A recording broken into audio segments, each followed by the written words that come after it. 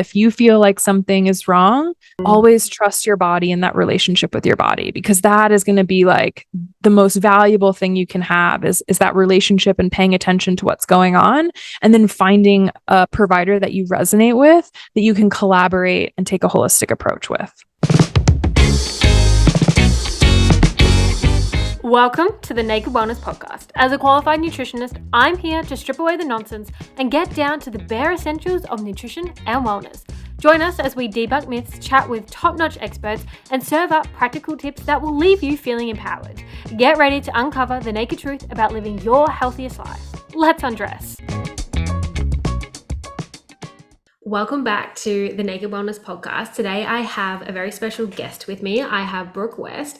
Brooke is a registered dietitian who works with women to help them actually navigate their way through their hormone health and their gut wellness so that they are able to be that healthiest version of themselves and working with their bodies, with their lifestyles rather than against it, which obviously aligns so much to me and the work that I do as well. So I'm so excited for our conversation today, Brooke, and welcome to the Naked Wellness Podcast. Hi, thank you so much for having me. I'm excited. Yeah, I think it's going to be incredible. Did you want to start off with giving us a little bit of an intro about yourself, your own journey that you've been on, what got you interested in this area of health specifically? My journey has really mirrored my personal health experience, and I struggled so much with gut health and hormone imbalance and autoimmunity. And so I was trying to figure out paving my own way. How can I do this from a holistic perspective that's really balanced? And I'd also struggled with a lot of disordered eating. And I think as a dietitian, I got into this space thinking, oh, like I want to figure out the hack to become the best at dieting. And I very quickly realized that I needed to do my own healing work around that. So I did. And then after that, it was these deeper layers of, okay, how can I support my gut and what's happening in these imbalances? How can I support my hormones in a holistic way? And so it's just really been this unraveling really beautifully in my personal life that has mirrored what I do in my business. Wow, I think that's so powerful because it means then the work that you do with other women, it comes from a place of, yeah, you have the knowledge and the understanding, right? But you also have that personal understanding of what the journey can be and what they're feeling and what they're also going through. Yes, it's a very much like I get it because I was in your shoes kind of thing. Yeah, 100%. And so for you and your journey, what was that pivotal moment or that turning point that you're like, okay, there is something that's imbalanced here, or my gut does feel off? Well, really, I ignored the symptoms of my body for a really long time. I was able to power through grad school, and it wasn't until I got my first like big girl job, as I call it, where I started to see the impact of balancing a regular full-time job and being an adult and in a new city and my own habits and routines and how it was impacting me. And so I just really, it was kind of this sudden, like, shake you awake moment where I'm like, wow, I feel awful. I don't have Mhm. energy. I'm extremely abnormally bloated. My stomach hurts all the time. And so then I was like, you know what? It's time for me to focus on myself. And so that was Mhm. really that big moment that shifted things for me. Yeah, 100%. And I guess when it starts to impact so many other areas of your life, it's such a key sign that this isn't what it's meant to be, and that there is another way of actually being able to do things and live your life and achieve all the other goals, or show up to work, or show up as the best wife, friend, partner, whatever it is that you are, right? And so I guess, did you want to start by explaining to us the actual connection between hormone health and gut health? Because I think this is such an interesting, I guess, connection and topic, and one that can be easily overlooked as well. Yeah, absolutely. The gut influences so much to the point where in research we think it's actually more important than the brain, which I think is very exciting as like a nutrition nerd. But essentially, our gut influences hormone and nutrition or neurotransmitter balance. And a big key piece of this is the gut brain axis.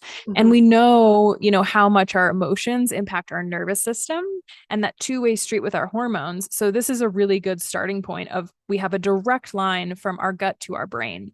And then what's also, I think, an interesting thing to note is our gut is really our detox pathway. And our first real thing we need to focus on is having 1 to 3 healthy bowel movements per day. So if we're not doing that, we're not allowing our hormonal metabolic waste to actually leave the body. And so we can see things like estrogen dominance, which is really impactful with women, especially in our cycles, if we're not getting 1 to 3 bowel movements per day. And we even have specific bacteria in our gut. This is like the most wild thing that will actually take estrogen that has been packaged out by the body to go out. It will unpack it and let it be reabsorbed by the body. There's a really specific bacteria called beta glucuronidase that does this. So that also can create a hormone imbalance and estrogen dominance. So there's a lot of different ways where it's all interwoven, and why it's so important, I think, to take a very holistic approach to everything. That is so interesting. And I guess you do hear the phrase, your gut is your second brain. But it's when you actually unpack all of these little things as well, you're like, okay, yes, this really is the second brain, and the impact and the influence that it has on so many other aspects and areas of our life. And I know for me as well, my own journey, that when my gut wasn't in its best place, my anxiety was really high and through the roof. And yeah, I did have hormonal imbalances. Like my menstrual cycle was so irregular, and it's so interesting when you start to do the work on one area, what else can come from that as well. And so some people who are sitting here probably listening to this being like, oh, okay, cool, maybe my hormones are imbalanced, or maybe my gut health isn't where it could be. What are some signs and symptoms that they should be looking out for? Well, when it comes to gut health, there's the obvious ones we think of, where nausea, vomiting, heartburn, reflux, Yeah. cramping, abdominal pain, constipation, diarrhea. So those are like the obvious ones. But then there's a lot of underlying ones that we don't necessarily think to connect the dots to. So skin issues, acne, fatigue, low energy, brain fog. A really big one that I like to highlight a lot when I work with people is nutrient deficiencies, either because you're not able to absorb the nutrients, you don't have what you need to break it down, there's some type of overgrowth interfering, or you're not able to synthesize certain vitamins, because you actually synthesize in the gut biotin, folate, thiamine, riboflavin, niacin, B6, B12, and vitamin K. So if you're familiar with nutrition and you've dipped your toe in the pond, you're like, wow, okay, basically all of my B vitamins. It's really important that my gut is in really good shape. And if we don't have our B vitamins, that's when we're going to see a lot of low energy, brain fog, all kinds of things. So we also got mood imbalances and the hormone health.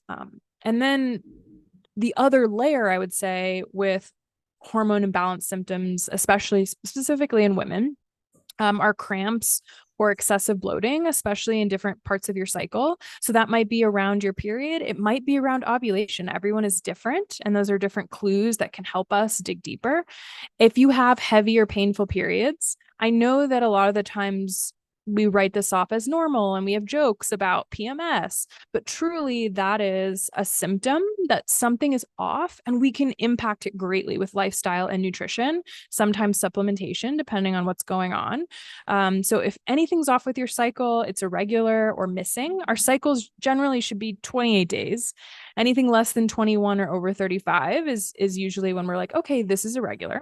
Mhm. Um, and anytime that we're seeing low energy and mood swings also can be related to hormones. So sometimes if like someone's like, man, I'm really low energy, we have to do a little digging to be like, all right, well, where's the root cause? Because it could be a lot of different things. 100%. And I think what you said about it being normalized for so many of these things is so important as well, because you're right, having those, for a lot of women, they talk about having the 3-4 p.m. afternoon slump or afternoon sugar cravings. And it is so normalized, or same as the PMS symptoms or things that I've been hearing popping up nowadays, as well as things like the period flu, or, at different parts of the cycle experiencing different symptoms. But when we talk about it in a way where it's like, oh, but my mum experienced this, or my sister gets the same thing, it is so normalized, and it's like, oh, okay, then it's fine for me to go through that and experience that. And I think that that's such an important thing that you highlighted there, of just because it's common doesn't mean that it's actually normal or that it's actually right. Yeah, exactly. I think that's a big thing I would like to see shift. I think a lot of people, a lot of my clients will come to me and they'll be like, well, I went to my physician and I explained what was happening, and they just told me it was normal and I'm fine, but I don't feel fine. And I think my biggest piece of advice is, if you don't feel good and something feels wrong to you, then I just want to like validate that. And there are certainly things you can do on your own, just with your lifestyle and your diet, like I mentioned, to make sure that you do feel better. It's really common, unfortunately, to be like, oh, this is normal. Oh, 100%. When I had first lost my period and I was going to the doctor after doctor, the advice that I was given was to go back on the pill or to, it's fine. Not every woman has to bleed, and I do that in quotation marks, like bleed to have a period. You could be having ghost periods or random things like that. And deep down, I knew that there was something bigger at play, that it wasn't my period just didn't go missing just because, right? And going back on the pill wasn't going to solve it, or just assuming that I'm the rare person that doesn't bleed when it's meant to have its period, right? And so I completely agree with you that there needs, if you feel like something is not right, to not take that no as an answer and to actually keep digging until you are on that right path to getting your health where it should be. Yeah, absolutely. Yeah, and so what would you say are some of the most common lifestyle factors that you actually see contribute to hormone imbalances and gut problems?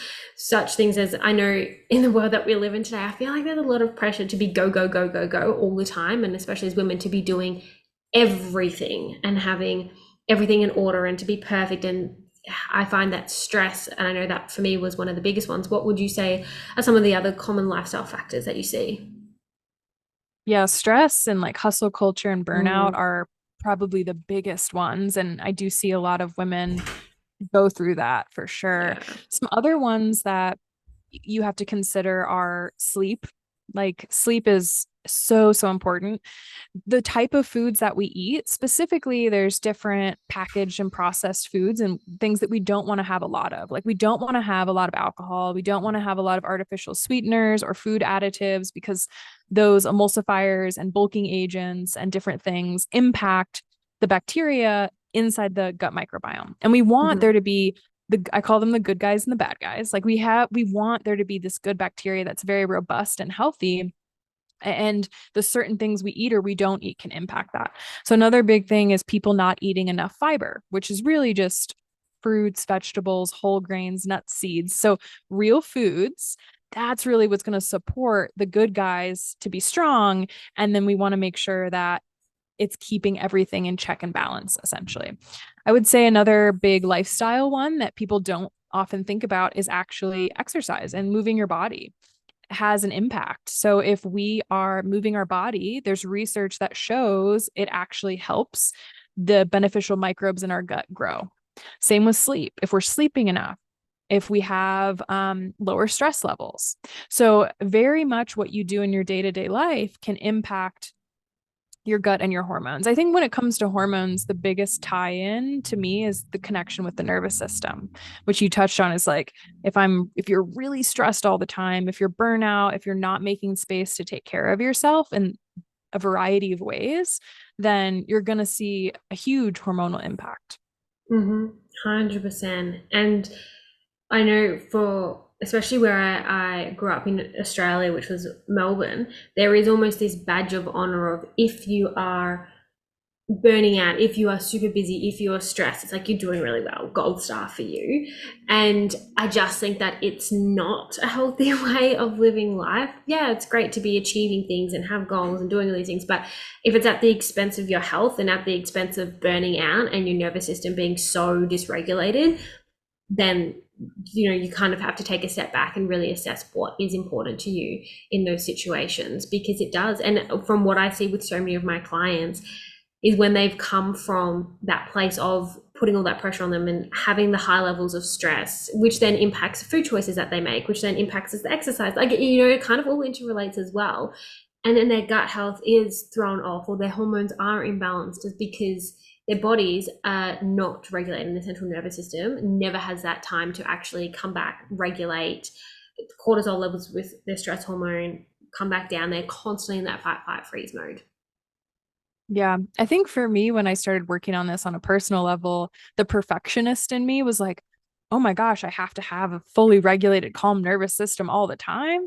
And really, that's not even the goal. It's you're going to have periods of stress, whether it's mental, emotional, physical, there's going to be stressors on your body. The key is having really good tools so that you can get back into a regulated state quickly.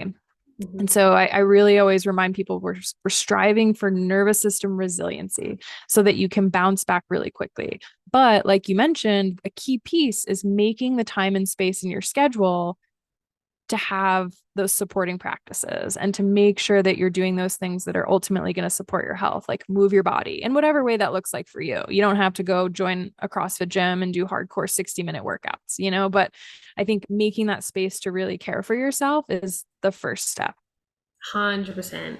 And I always tell my clients, schedule it in with the same sort of importance as if it was a doctor's appointment. Because if that doctor's appointment was coming up, you wouldn't pop something else on or override it. And so often we have things put in place for us, like going to this exercise class or going and doing a sauna session, whatever it is, and something pops up and you're like, oh, it's fine. I'll just skip the gym, I'll skip the sauna session. And by doing that, by saying yes to so many other things, you're saying no to yourself, which can impact all of that. I know that you touched on the dietary side of this and some of the foods that I guess we should start to include more of, and some of the foods we should have less of. And I think a really helpful way to think about this is looking at addition rather than subtraction. It's like, how can I actually start to add more of these whole foods and those fibrous foods that you mentioned into my diet, rather than being like, okay, I can't have X, Y, and Z, because again, it's putting those limits and restrictions, right? Which can in turn actually cause stress, because whatever you tell the mind it can't have, it wants even more. Same as telling a child to not go and press a big red button. All of a sudden, that's literally what they want to do.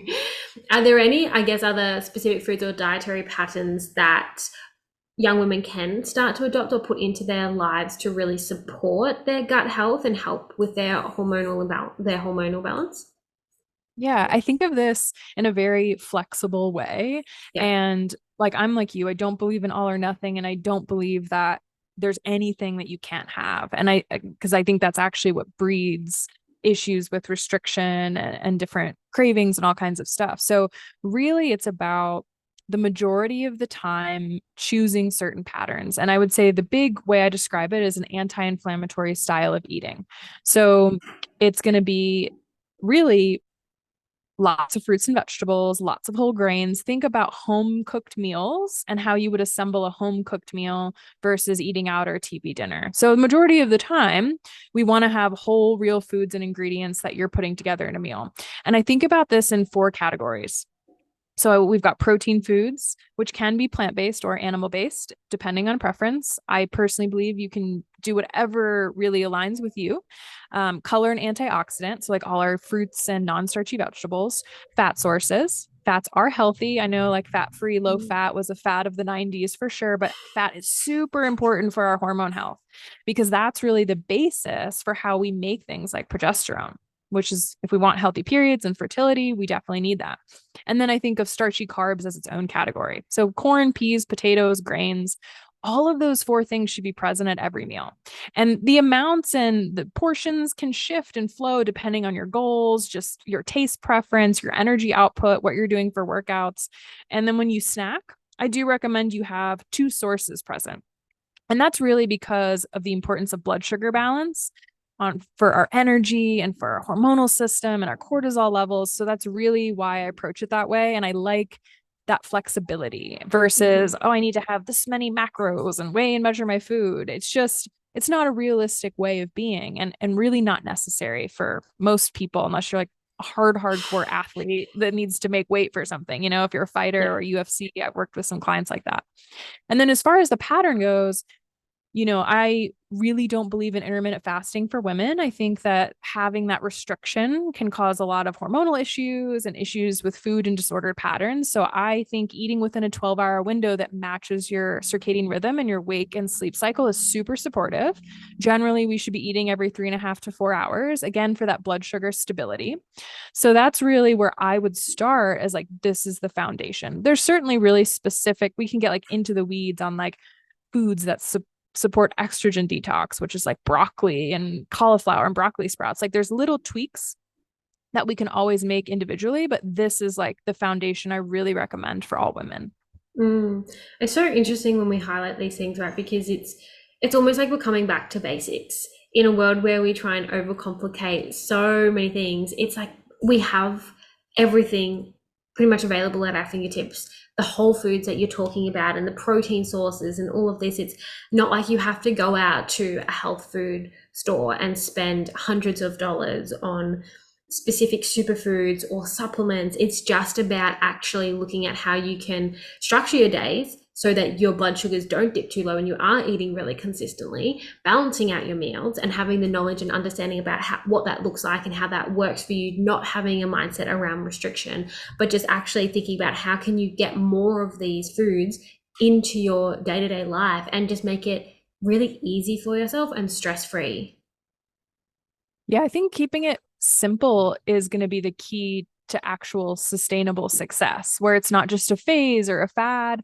And it's funny when I talk with clients, like I was helping a client strategize lunches for like a really busy work schedule. And we were going back to the basics of like, okay, sandwiches, like individual hummus cups with some pita chips and adding carrot sticks and celery with all of that. So it was kind of mind blowing to them. But I was like, we're going to take it back to like packing your kindergarten lunch with balance. And it really can be that simple. It doesn't have to be super in the weeds and all these different things. It's really consistency with the foundations that's going to make the biggest impact. Mm-hmm. And I think what you said about perfectionism earlier comes into play here as well. Of eating isn't perfect. It's not black or white. There is no right or wrong way of doing it. So for somebody, you know, having the hummus and the pita chips and the veggie sticks for lunch is perfect. Like that's what they need on the day. For somebody else, maybe they need a meal that's a curry with rice and they've cooked it the night before. You know, everybody is so different and there's no perfect way of doing it. And I think when you touched on that earlier, of just letting that perfectionism go around this can be really, really beneficial. Yeah, I love it. And I think that one of the things that helps me is I actually, in my reminders app in my phone, I write down the daily habits that are like really important to me at the time, whatever season of life I'm in. And I go through and I check off what I do. It is Mhm. very rare that any day I'm hitting all the check marks that I want to in my morning routine, my daytime routine, my evening routine. And that's okay. My inner perfectionist has like graduated. She's proud of me. She's cheering me on because it's really just about, okay, the majority of the time I'm making the majority of the choices that support me and my overall health and well-being. So that's always like a good thing to keep in mind is like it's not about ever checking all the boxes. No, absolutely not. And so I know that you also touched on sleep and stress and the importance of both of these in both gut health and hormones. What are some techniques that some women can start to implement that actually helps them to reduce the stress that they're experiencing on a day-to-day basis and also to help improve the sleep quality that they're getting? Yeah, this is one of my favorite things to talk about. I love it so much because this will help just about every single system in our bodies. And I think a great place to start is your evening routines, your bedtime routines. You want to set yourself up so that you can get 7 to 9 hours of sleep. So think about what time you need to start winding down and then what that looks like to prepare for really high quality restful sleep. So I think, some key pillars would be to block blue light or limit blue light, which you can do through apps on technology or blue light glasses 2 hours before bed. Turn off devices 30 minutes before bed. Those things tend to get us activated and awake, and that light signals to the brain to be awake. So start winding down and then get 7 to 9 hours of sleep, and then start your day from a non stressful, not rushed place. And don't hit snooze. That's like one of my favorite hormonal hacks. Your cortisol does not like it when you hit snooze, and you're never going to be like, oh man, that 5 minutes is like exactly what I needed to be charged. Like it's just not how it works. So No. set that alarm, get up and start your day, and make sure that you're not rushed. I think a big piece of this is really time management, having really good boundaries of when to say no and when to prioritize yourself, and then filling that space with things that are actually nourishing to you. So, if you hear someone on Instagram or your best friend is like, this meditation program has changed my life, I love it. And you try it and you're like, this is so painful. Like, I can't sit here. I don't want to meditate and do this thing. Don't do it. Mhm. This is about experimenting and finding flow for what feels good for you. So, some other practices that you could try are just being outside, being in nature, going on a walk. You can do things like guided meditations if that's helpful to have someone talk you through it versus just sit there in silence and try to focus. I love joyful movement like dance, mobility, yoga, different types of breath work, and just simple breath techniques like just 5 minutes, set a timer for 5 minutes and just take deep breaths and focus on your breath. That right there is can be really relaxing for a lot of people. I also love gratitude practices and writing down things you're grateful for, either before bed or in the morning. Different journaling practices, whether that's you just brain dump your day, what's on your mind, or it helps you to have an internal dialogue of something you're working through in your life that might be stressful to you. Any form of creative expression is great. And I'm no artist by any means, but like I love a good coloring book or like little craft projects, it just feels good to do something with your hands and like let that energy flow. And then having good social support. So, Mhm. having people that you trust that you can talk to, or if you had a bad day, you can meet a friend and go on a walk together. So, there's a lot of different ways that you can play with this. And I would just really encourage people to have flow here, find what works for you, and then you're gonna essentially have this toolbox and think about it. We're like, oh, here's the things I really love that feel good to me. And then every day can look different. So it doesn't have to be rigid. Maybe one day what's really supportive is there's a different pick the next day. So that's how I would approach it, I think. Well, because we're not robots, we're not programmed to be perfect all the time. So you're right, every day is going to look different. And some days you'll need different strategies and techniques. And I know for me, the journaling one that you mentioned and just brain dumping is one that works so well for me. But exactly what you explained about meditation, that's my brain. I'm like, I can't, this is so painful to sit here and try and work through it. But for me, physically writing it out and getting it out of my head is an absolute game changer. And when you think about our, like, as children, you have bedtimes, whether it's having a bath, winding down, having a book read to you, then being able to fall asleep. And so us humans were wired in that way of we need that routine for our brains and our minds and our bodies to register that, okay, it's time for us to kind of wind down and get that sleep now and calm down and not be go, go, go anymore, which I love all of those different strategies to implement.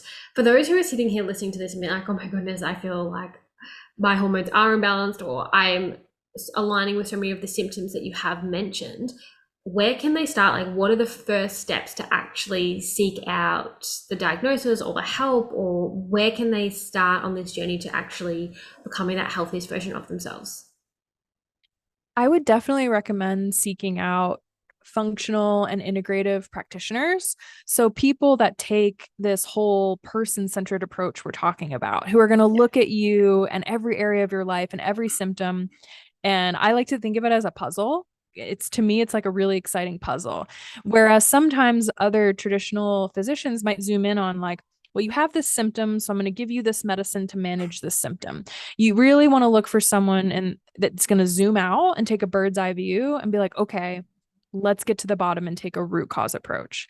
So, I always do recommend too that even when you start doing this, and let's say you found the perfect practitioner and you're starting this process, you also don't want to start with the things that can be really fun, like the functional nutrition lab testing and the supplementation.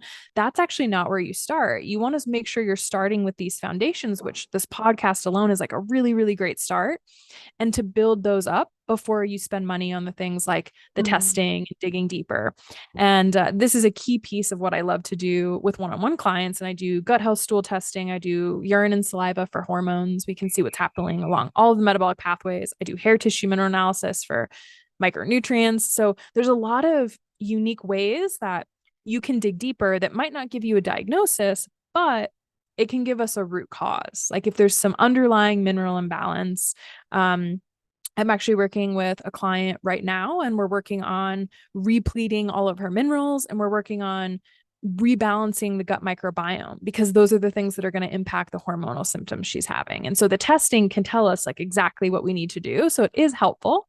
And then really, I think like the advice that we were talking about earlier, just like to really hammer it home, is if you feel like something is wrong, Hmm. always trust your body and that relationship with your body, because that is going to be like the most valuable thing you can have is that relationship and paying attention to what's going on, and then finding a provider that you resonate with, that you can collaborate and take a holistic approach with. Yeah, I absolutely love that. And what would you say is one of the biggest myth or misconception that you do hear about both of these areas in gut health and hormonal imbalances? Oh, I think like the biggest one that's my pet peeve right now Mm, is when mm, people say birth control balances your hormones. yeah. I'm like, no. Uh, birth Mm, control doesn't balance our hormones. It just suppresses our natural production and replaces it with synthetics. So it can yeah. feel more stable and predictable, but it doesn't actually balance them. And so one of the things I work with a lot of clients preparing for healthy pregnancies and for their fertility journey. And this is a key piece, is like sometimes it can take up to a year to come off of birth control, to rebalance hormones, to replete your minerals. And birth control, we know based on research, changes our gut microbiome. So it can actually cause a negative balance in those good guys versus bad guys. And so we need to fix the gut health issues as well. So that's probably like my biggest one, where I'm like, oh boy, there's other ways that we can go about doing it for people who are ready to come off of birth control.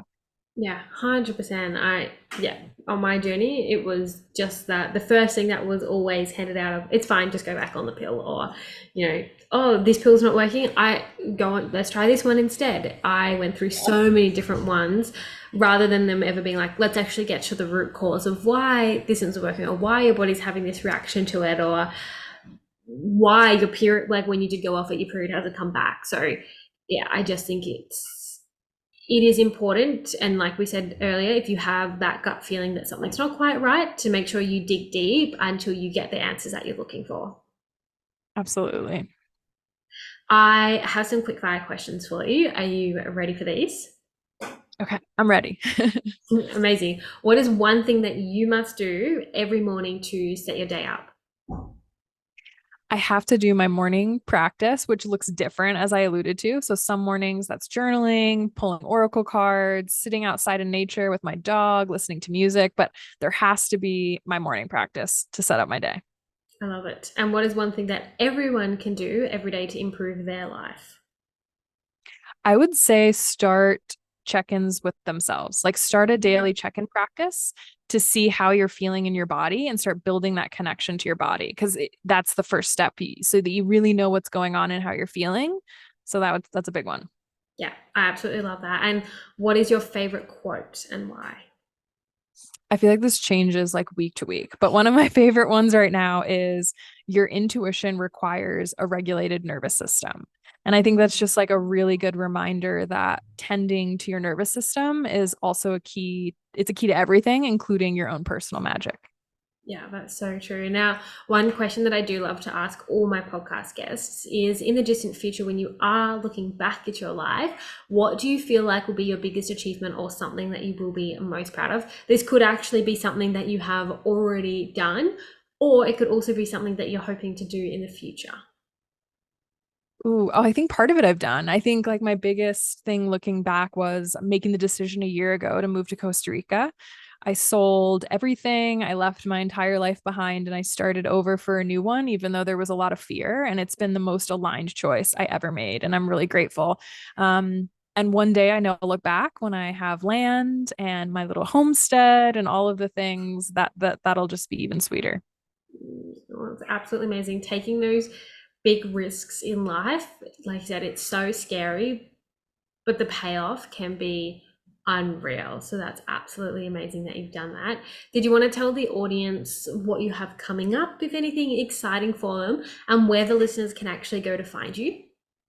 Yeah, I think the best place to connect with me would be Instagram. That's where I hang out the most on the internet. And I am at westnutrition.co.co. And what's coming up? Next year, I'm starting to offer one-on-one retreats here for people who want to come to Costa Rica and stay on the land in the mountains and experience honestly what this whole community has to offer. So we have amazing body workers and energy workers, massage therapy, just being in nature and having individualized health workshops. So that's a really exciting thing happening in 2024. And then I'm also launching a holistically aligned course. So maybe, someone's not ready to dive into like the deep one-on-one lab testing realm and they want to just start with the holistic health makeover. That's what this course is for. And it's a self-paced course. So that's coming out in the end of 2023. So I'm super pumped about that. So many exciting things popping up, which is so cool. And I will put all of the links to everything in the show notes so that the listeners have easy access to go and find you and explore everything, which is amazing. But thank you so much for coming on and sharing everything that you have with us today. I think it's been such an incredible and powerful conversation, and I know that a lot of the listeners will be walking away with some aha moments or some little golden nuggets, which is amazing. So thank you so much. Thank you. Thanks for having me. I love to talk about this stuff. I nerd out about it all the time. So thank you for having me on and giving me space to chat. What an incredible episode today with Brooke. I know that there would have been a lot of aha moments or some little golden nuggets taken away from today's conversation. If you know somebody who is currently experiencing some hormonal imbalances or some gut health issues, it would be really, really powerful for you to actually send this episode to them. As always, I love connecting with every single one of you. So just head over to my Instagram, which is KJ Wellness, and send me through a Instagram message letting me know the key takeaways or something that you loved from today's episode. But I will chat with you in the next episode very soon. And until then, you take care. Bye.